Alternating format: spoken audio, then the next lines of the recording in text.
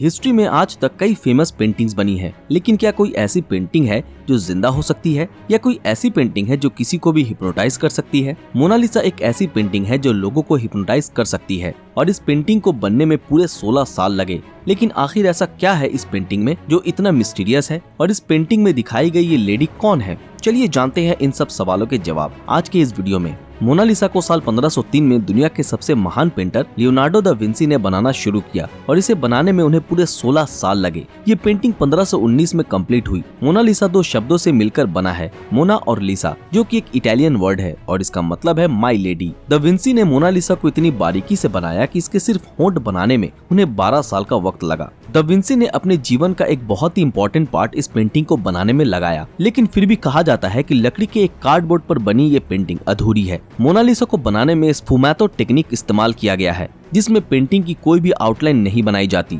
ये टेक्निक बेहद ही खास और मुश्किल है, इसलिए उस वक्त के गिने चुने कुछ पेंटर्स ही इस टेक्निक का इस्तेमाल करते थे।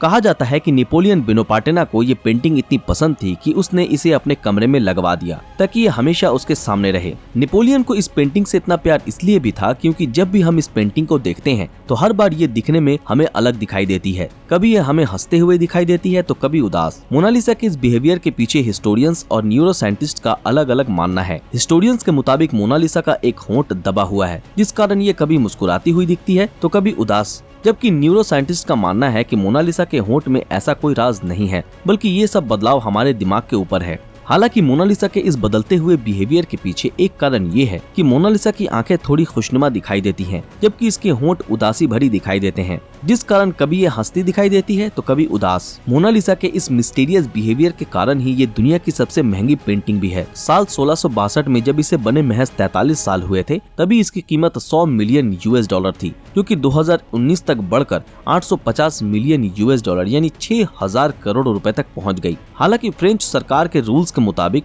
कोई भी इसे खरीद नहीं सकता।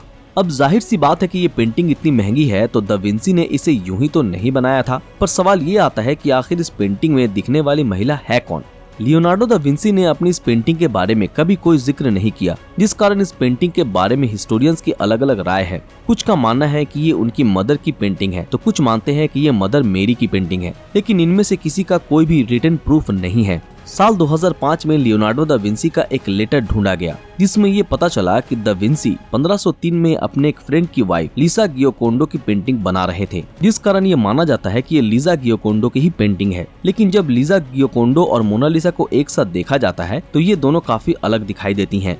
पेंटिंग में छिपी इस महिला का राज जानने के लिए टाइम टू टाइम कई रिसर्च हुई, जिनमें से एक रिसर्च में ये सामने आया कि ये पेंटिंग 3 लेयर्स में बनी है और इनमें से जो नीचे के लेयर का चेहरा है वो लिसा गियोकोंडो के चेहरे से काफी मिलता है, जिस कारण कहा जाता है कि दा विंसी ने पहले लिसा की पेंटिंग बनाई होगी, लेकिन बाद में उन्होंने इसके ऊपर अपनी मर्जी से ही कुछ और बना दिया होगा, जो कि दा विंसी की एक इमेजिनेशन होगी। मोनालिसा के उल्टे हाथ पर इटालियन में कुछ लिखा हुआ भी है, जो है ला रिस्पोस्ता सी ट्रोवा क्वी, जिसका मतलब होता है द आंसर इज हियर। ये आंसर क्या है ये किसी को नहीं पता। हालांकि कुछ रिसर्चर्स ने जब इस पेंटिंग की मिरर इमेज को ओरिजिनल पेंटिंग के साथ जोड़ा तो उन्होंने देखा कि इस पेंटिंग में एलियन जैसा कुछ है और दा विंसी ने उसी जगह पर लिखा था द आंसर इज हियर। 1951 में एक आदमी ने मोनालिसा पर पत्थर फेंक दिया, जिस कारण इस पर हल्की फुल्की खरोंचें आ गई, जिसके बाद से ही फ्रांस की गवर्नमेंट ने पेंटिंग को एक अलग से सिक्योर्ड कमरे में रखवा दिया, जिसका टेम्परेचर इतना रखा जाता है कि पेंटिंग को कोई नुकसान ना हो। लियोनार्डो दा विंसी की इस पेंटिंग के बारे में आप क्या सोचते हैं, हमें कमेंट में जरूर बताएं।